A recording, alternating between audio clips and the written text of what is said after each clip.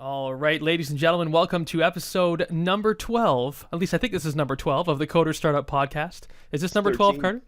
It's 13, Trevor. Is it 13? This is I 13. believe so, yeah. Clearly, I don't even know what's going on anymore. So welcome to everyone, ladies and gentlemen, boys and girls, children of all ages. So this is the second in our series of video podcasts. It took us about, 36 minutes to set this up. We had some failures trying to use Skype to get it going, so now we flipped over to the Google Hangouts, and that's why it's going to be looking a little bit different, at least as it stands right now. It's not the nice split screen that it was in the last episode, but hey, we roll with the punches here at the Coder Startup, so that's just how it Trevor, I goes. feel like you should kindly remind me not to curse or anything else because, as you mentioned, this will be completely raw and unedited in its format. That's right. At least as it is right now, I have no way to edit this because it's going to be a YouTube video. So yeah, I mean we were pretty much unedited and raw last time anyway. So anyway, let's get rolling into the good stuff. So today, what we're going to be talking about in this episode is going to be focusing around something called a VA, a virtual assistant. And this is a concept that was introduced to me back near the start of my entrepreneurial journey. I can't remember specifically when. But actually, I can remember it was in the 4-Hour Workweek book that I read. We mentioned it last week, the book by Tim Ferriss. He was a big believer and is a big believer in virtual assistants and using them to really leverage your the most as you can out of your dollar to get them to do the work. So essentially, what is a virtual assistant? Do you want to take that question and we can roll from there? Yeah, well, I think too. When I think of virtual assistant, I think about the old saying where you either have time or money, but you usually don't have both. Yeah. And I think that's why it's such a good concept to introduce, especially for the people out there who have the full-time job, who are working on their business, and they're just trying to figure out how in the world they're going to get all this done. And so this will probably be more tailored for those folks who have a little bit of money where they can invest in bringing on someone to handle things. But yeah, a virtual assistant is someone that pretty much does what the name says. They're an assistant to you. They don't necessarily have to be in the same geographical area. Most people don't have an assistant, right in the same room or in the next room. A lot of times they're either in the Philippines or overseas somewhere where it's a lot cheaper on a per hour work basis. And yeah, you can pretty much find specialty virtual assistants, people who are really good at a particular task. And then, of course, you can find the generalist as far as virtual assistants go, where they just pretty much can handle everything you throw at them, even the whole task of finding a specialty virtual assistant. So Nice. that was a wordy response. That's almost meta. You're hiring someone to find people to hire for you, type of thing. But Yes. well, the beauty about virtual assistants, like you mentioned, is that they're fairly low cost. And I'm from what I am remembering, I mean, you can hire someone for. I think we'd hired people that were working for us for I think around what was it, $3 or $4 an hour back when we were running the Chatterline business. Yeah, pretty cheap. And that's one of those things too where you can. I'd say you can get really good people for $3 or $4 an hour, where you can get some people who are doing strictly data scraping or compiling things or sending out emails. You can get people for 50 cents an hour or something. Although I do know a lot of the platforms are actually moving to the whole model where they require a minimum of $3. Did you see that with Odesk? No, I had no clue about that. That's a shame. Yeah. So I think it'll be a matter of seeing how that kind of affects the whole market as far as payout goes. But that's just one of the the popular freelancing platforms. Yeah. So I mean, really, when it comes to VAs, like you mentioned, you might think, well, why would I want to hire someone in general anyway? If you're thinking that, that's sort of what I was thinking, because I was like, well, I'm just starting this out. I'm starting out my own business. Why do I want to start, spending money on people, on staff and managing staff and all, everything that comes along with that is a pain in the butt. So why would I want to do it? Well, the reason is, one, if you have any future aspirations of growing your business, you're going to need to bring people on anyway. That is just going to be a foregone conclusion. That is going to be a scenario that will play out at some point in your entrepreneurial career. So some say, the earlier the start, the better. And I remember Tim Ferriss in the 4 Hour Workweek book said, just go out and hire someone as just a personal assistant. Just to sort of dip your toe in those waters. Get a personal assistant. Get someone who will help you, that you can, just send an email to, or even better, narrate, so you can, get your some apps on the phone. I can't remember where they are off the top of my head right now, which is unfortunate. But I'm sure there's apps where you can talk to your phone. You can dictate. It'll send an email with that attachment, the voice attachment, to the personal assistant, and then they will receive it and just take action on that particular item. So you can literally say something like, hey, so-and-so, let's call them, I don't know, Tony. Let's say Tony is your personal assistant. And you say, hey, Tony, I need you to, go out and find some flowers that you can send to my fiance, my girlfriend, my wife, my husband, whatever, for, their birthday, their whatever, or even just as an apology or something like that. Just some simple stuff like that where they can actually go, and it doesn't matter just because they are in the Philippines or India or the Czech Republic or, wherever that person may be actually physically located, or even in the United States, they will be able to go to some online store and they will be able to buy and ship flowers to your home or to your wife's address or whatever, and they can actually make that happen. So it was an interesting little thing, experiment that got me thinking, like, oh wow, that would be really neat just to hire someone, one, for the experience to learn all about it, and two, because it's quite practical. One other thing I can think of that relates back to our last episode is with respect to food. I used to, way back when, in my glory days as a senior software engineer, I would sometimes pay a service called Grocery Gateway, which is, I think, just local in the Toronto, Ontario, Canada area. But they were essentially an online storefront, an e-commerce type store that allowed you to pick out your groceries. So you pick out your groceries, you'd say, check out, and they would just deliver it, straight to your door. I'm sure you guys have something like that in Boulder. So, but the most important and painful part was just inputting the bloody stuff. So picking all the different things and going through the process. I'd rather just give someone a grocery list and say, here, you handle it. So that was very appealing to me, to just say, hey, here's my 5 minutes of work, and then all of a sudden you'll have those groceries show up at your door, the next day or something like that. So, virtual assistants don't necessarily have to be directly tied into your business. They can just be, like I said, a personal assistant. So what are your thoughts on that? That's a good point. I like to really think of it, in the terms of Adam Smith's economics, and he talked about how basically you should be doing on an hourly basis what yields you the most.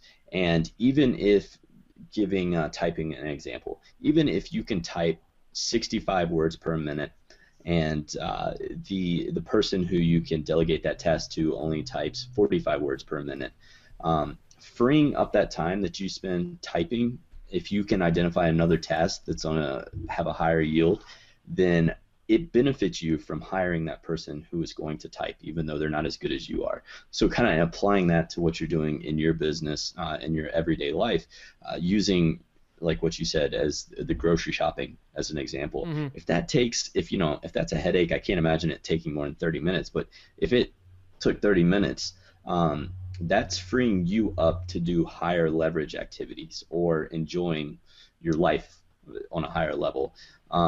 And really thinking about that just in business, there's so many things, especially when you're getting started, that are tedious and just time consuming. Like, I always think about outbound leads as this, just trying to figure out those contacts and really just scraping through directories or the yellow pages and compiling these lists. In reality, having a virtual assistant doing a task like that is really going to free up your time to focus on the bigger picture items, the more important things, the phone calls, the actual execution or the programming side of things. So yeah, that's what I like to think about when I'm thinking about virtual assistants. Mm-hmm. And another one that I thought up is related to, like, think of a task that you just hate to do, right? Now I'm talking about being related to business. I'm thinking about something like, okay, we just started the this coder startup, we're now in episode 13, like we said, but which is still fairly new for our podcast, because really it's only been live. I think it went live I think it was mid to late December. So really it's early January right now. So it's really only been live for like 3 weeks. So our social media accounts are very low in terms of numbers, because we're starting at zero. We don't have an audience yet. We're going to be building it as we're doing these podcasts. One thing that I was thinking about was, man, I wish I could get more time on Twitter, so I can get on Twitter and look for people who are programmers who might have a desire to learn, how to create a business for themselves, right? But that takes time, but that is such a simple task that I could go out and find a VA to hire to do just that, to find people, to add them to our Twitter account and send the messages or whatever, what have you, to get them on there, to get them interested in the Coder Startup brand, and that's just a perfect leverage point to use. That's a perfect task for a VA, because it's recurring. It's a task that is just, once you train them once, you're going to be able to, get them to a point where you can keep using them over and over and over again, so that, training versus, actually making use of them is a very, very high leverage point, versus something like, I've got this one-off task, and, the time it'll take to train them to do it might be the same time it'll take me to do the stupid task. So obviously that's not the greatest bang for your buck there. But, you can find examples like that in your own business where, you can make use of them like that. So highly recurring, long-standing tasks, I think would be perfect for VAs, especially if you hate doing those kinds of work, like, growing a Twitter audience. That's not something that I put on my, highly looking forward to type list. So, and you bring up a great point as far as training for the reoccurring task. And I found with my virtual assistants how I really like to do this, and I used to hoard this secret, but I'm gonna share it for all you lucky listeners, I guess. I simply create a video showing them the task. So if it's a screen share or something like that where I can do that, I will create a video, and then I'll record that screen share, and then I will also actually create a checklist from that video. And I found that once I find my person, if I have them watch the video, then we go over it, and then we use the checklist and go over it again. That's usually all it takes. And I found also the beauty of that, it's, VAs are like anyone else. They come and go depending on circumstances. Sometimes, they have another job opportunity, or sometimes you just want to shift their focus to a higher leverage task, something like that. But if you actually have that process documented, if you have a video there, it's extremely easy to pick up another virtual assistant to kind of fill in that gap versus taking the time to recreate the entire wheel again. Yeah, that's like, those words are gold, and I can see why you said them.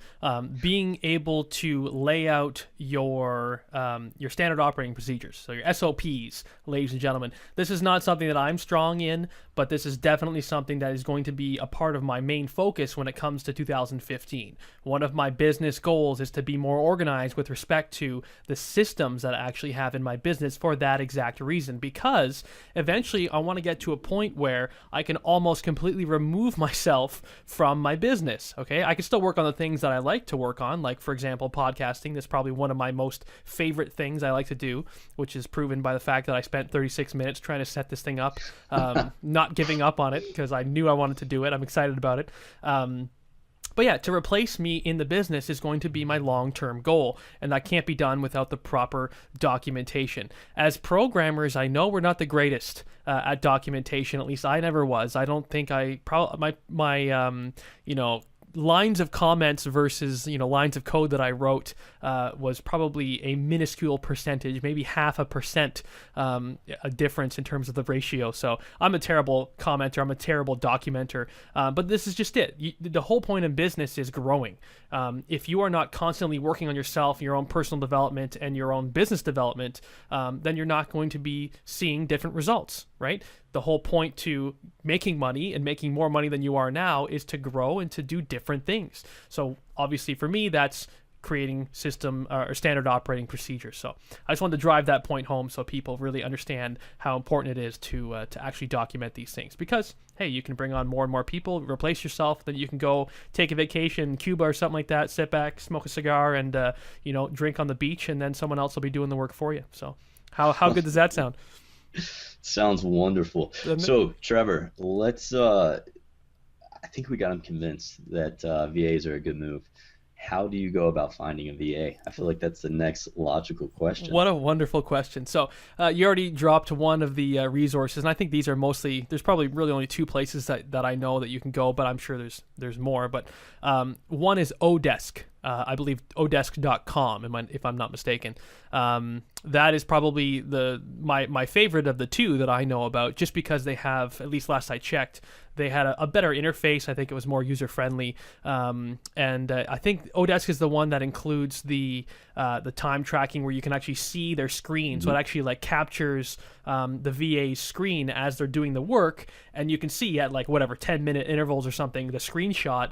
So you can be a little bit big brother-ish and look over and make sure that they actually are doing the work that you're paying them to do. Is that true? That's accurate? Yeah, Odesk, Elance, I think they have a similar tool. Another, I see a lot of this, and I have not used one of the companies yet, but I'm very tempted to. There are a lot of companies now that specialize in matching you with a VA, and typically, they do a really good job of sorting through and just finding those top tier high quality VAs that you can hire. Typically these resources tend to be at a higher price, so you're going to pay anywhere from $6 to $7 an hour versus $3 or $4. But do a simple Google search for virtual assistants, recruiting, something like that, and you should be able to find something like that. Yeah, and what's funny is I'm looking it up right now as we're talking. It was Chris Ducker is the man who's known. Yeah, he's the man when it comes to VAs, and he has his own resource that Carter was touching on. Here it is, Virtual Staff Finder. I believe that's the name of his service. And I did actually use that once. I was looking for someone who had expertise in SEO back before I knew about Carter. So I actually used Virtual Staff Finder, and it was a very pleasant experience. They essentially go out and find 3 or 4 different people that match what it is that you're looking for. You can be very specific with what you're looking for. So they'll go out and find them. They bring them to you. They give you their contact information, their Skype, contact or whatever. And these people are vetted. They are there's background checks that are done. There's a bunch of different things to make sure that these are good quality people. And then you hop on Skype with them and you do an interview, just like you would do with anyone else. So I did that. I hired someone, and they were very knowledgeable in SEO. They were very helpful. But what it is SEO is very much a long game. And like you said, it's a bit expensive. So the rates that she was charging, just didn't. I couldn't see the benefits in the short term, which is unfortunate. So I just couldn't afford to pay her, in the short term, or rather in the long term. And so I had to stop it. But it was a very positive experience while it was working, and I certainly did see an uptick in my traffic. It's just my conversion processes were nowhere near as good as they are now. So a lot of that traffic was just falling right through my fingers. So that brings up a whole other point that we should probably talk about later in another episode is, just because you have lots of traffic doesn't mean you should have lots of traffic, right? You need to make sure that you have the systems in place to capture that traffic and to make use of it. Anyway, different topic altogether. But the other website that Carter mentioned was Elance. So elance.com. That's the sort of, does Elance own Odesk now or vice versa? I have no idea. I can never keep up with all the little transactions that are going on. And I think maybe Odesk bought Elance, because I don't think Elance had the tracking thing that I was talking about before, where you see the screenshots. At least not in the version way back 2 or 3 years ago when I was using it.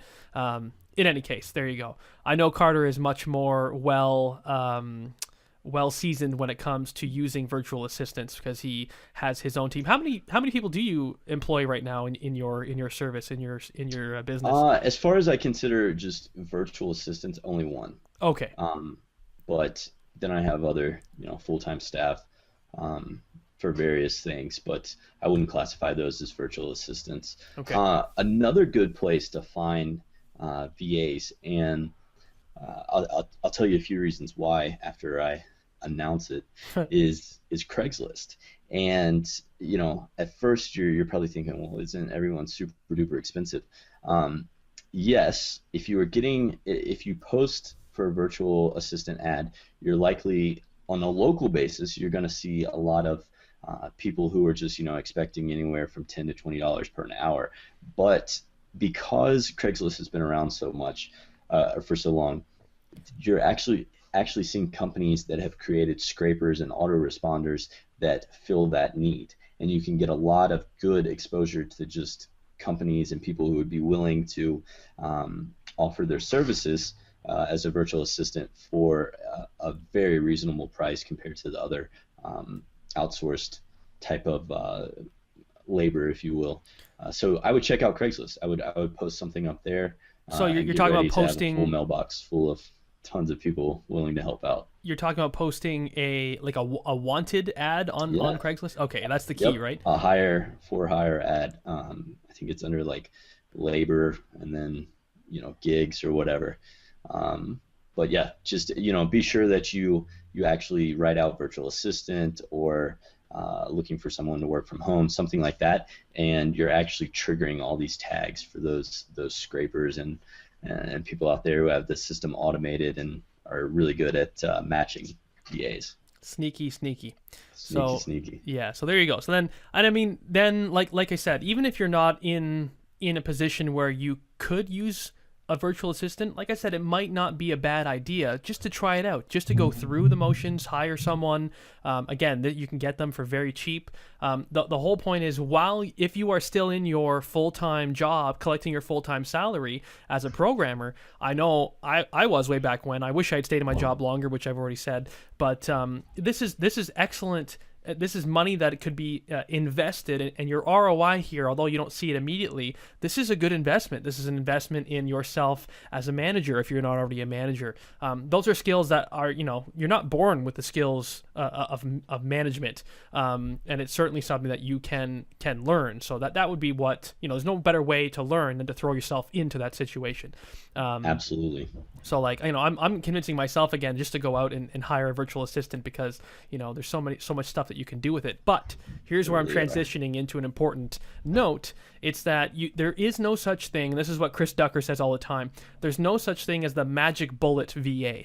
You can't expect to hire someone who can do everything under the sun for you in such a way that you will for sure be satisfied with all their work, because that we're human beings in the end. There's no superhumans here. So you can't expect to hire someone as this general VA who can, help you with your programming and then help you with the design of your website and then turn around and help you with your marketing and then help, you know what I mean? It's just that person doesn't exist. So like Carter said here, you need to look for hire someone for more or less a specific skill set. So if there is already a job description out there for a particular job, then that would be a good way to assume that would be a good type of job to hire for, instead of mixing and matching and trying to make this poor person do everything under the sun, because it's just not going to work and you're not going to be happy and they're not going to be happy. So that's one. It's so funny you say that, Trevor. I gotta share a quick story. And this was a couple weeks ago, one of just the Facebook, it was like one of the supermarketer groups or something like that. I think we're both in one of them. And I saw this post, and this guy literally was asking he was looking to hire assistant, and then he listed the task, and he was like, must know Facebook ads, Google PPC, WordPress maintenance, and then he had some coding stuff in there, and the guy was serious. You could tell he was a serious ad. He was trying to get responses, and I remember even looking at the pay that he was offering, and I was like, if you're fetching $200 an hour, this would be hard to fill. And I kind of felt bad because I saw when this guy posted it, and immediately people just started tearing him apart like wolves. They were just dogging this guy left and right. Oh yeah, I'll go ahead and hire the president of this country and this country for you as well, and totally just telling him left and right why he needed to specialize and all that. But yeah, just be aware that not everybody can fill every position, and just know that going into a hire for a VA especially. And you need to also consider, I mean, consider the job you're hiring for as well. If it is going to be something along the lines of, if the job itself would normally, in the U.S. or in Canada or wherever it is that you're hiring, if it would normally fetch a higher pay for that particular position, you're going to have to expect to pay more for any virtual assistant, even if they are in India or the Philippines or wherever. It's just naturally going to be, it's a more valuable skill set, so you're going to be paying more money for that skill set regardless. Okay, so I don't think it would be very realistic for you to think that you could hire another coder to help you out for something like $3 an hour. I don't think you can get a good coder anyway, for $3 an hour that I can think of. So something to keep in mind. Yeah, unfortunately not. Another thing, when you are hiring these VAs, feel free to throw a few tests in there and make sure that they can do what it is you're looking for. I always, because the reality of it is, you post something on Odesk, you're going to get 45 plus people who are responding within 24 hours. So you're going to have a lot of applicants. And well, I guess the first thing I like to do in those job postings is actually have them, you'll put the whole job description, and then you'll have directions to apply. And I like to put, first direction is respond with "I am human" or "I am not a robot" to ensure that they've actually read the whole job post, because so many of these, these people on Odesk and stuff have these elaborate autoresponders and scrapers where they just go through and just, it's a numbers game for them. So if you're looking for someone who that's attention to detail, or you want to make sure they're filling the correct role, make sure you do that. And then the second thing is, I always give them just a simple small task that just to kind of test things out. And usually, if anything else, this eliminates all the ones who aren't willing to go the extra step to get the job. And if you're really looking for a hardworking VA who's going to, get up and get after it, then I definitely recommend this step, because you'll weave out a ton of applicants right from the start. What about you, Trevor? Anything to add to those? Yeah, I think that's pretty much the knowledge that I've gained myself as well, especially through, I think we learned about this stuff through the foundation when we were in there back in, whenever that was, 2012 or something.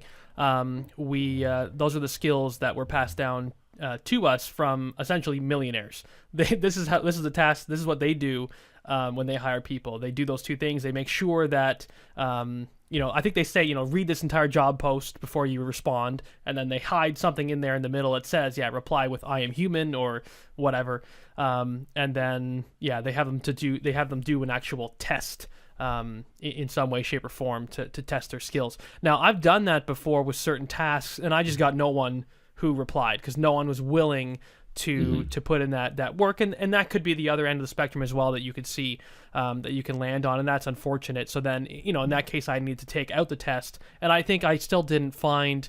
It must have been a really obscure thing I was looking for, and then I ended up giving up and just doing it myself. So I mean, it's not a magic bullet here as well. You're not always going to find the person, the best person for the job. But I can tell you, when I released my last ebook, I hired someone to do the conversion of the ebook into the Kindle format, whichever format that was. I forget. I think it's .mobi or something like that. And it's not a straightforward task, because I had lots of pictures in there, and there's lots of specific formatting that was needed, because it was a programming related book.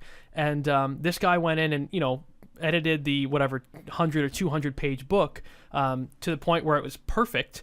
Not a single thing wrong with it. And I know, because I went through every single page and checked, and I think he did the entire thing for $22. So it was just like, I made that back in the first day selling the book. So that's awesome. There's huge upside to hiring VAs. I realize we're selling hard on VAs here, but But that's just because it's something that's different. Usually, that's outside of the comfort zone of new entrepreneurs, and it shouldn't be. It shouldn't be outside of your comfort zone. I want you to give it a shot, just once, so you can say you did it. And that's just something that always is a hindrance for me. I just need to, whatever it is, a task is, I just need to do it once. And once I've done it that one time, then it's so much easier. It's like I break down all those barriers to doing it again and again and again. So that's my Coders Startup top tip for today. Just hire a VA and try it on for size. I thought of one more thing that I can pass along. If you're new to working with VAs, you're going to notice that there is a communication gap. The language barrier, whatever that is, a lot of times, like, you'll say something and they'll return work and you're like, what in the world? Like, what's going on here? That's something I found you can hedge by, again, creating videos. I find that works really well, and even including those in the job wanted ad. But yeah, just be patient with the communication barrier, because it is there, and it can usually, either jumping on Skype for a call or sending a video can bypass that a lot faster than if you're back and forth emails. Beautiful. Love it. All right, so I think that pretty much sums it up. What do you think? We have anything else to cover in terms of this topic before we wrap the show up? I don't think so. I'd love if anyone out there has experienced VAs. Give us your 80-20, what works well, what doesn't, or let us know if you give some of these tips a shot, how it works out for you, and if there's anything else we can help you with in the process. Yeah, for sure. You can check out our website. The show notes for this episode should be up at codersstartup.com/13, I believe. And also check out, like we say as always at the end, mcarterjohnson.com for all the latest and greatest stuff. Hey, did you see those? I remember last episode you were dogging me for not updating it, and it has been updated, Trevor. Wonderful. So you can head on over there, check out the articles on there. I can't wait. I haven't seen it yet, so I'm going to hop on there right now and check it out. And always, as always, I will also end. I shouldn't say as always, because I only done this once last episode. It's me breaking into the coaching arena, the business coaching arena for coders. Very, very excited about this endeavor. So if you're interested in sort of tagging along with me in your journey and having me as your coach, then I invite you to apply to become one of my sort of students, coaching students, if you will, at codersstartup.com/coaching. Should be a short little thing that you can fill out, and then I will get back to you pronto with respect to the details. So looking forward to seeing you guys there if you were to apply. Thank you so much. And until next time, ladies and gentlemen, have yourselves a great day and happy learning. So bye for now.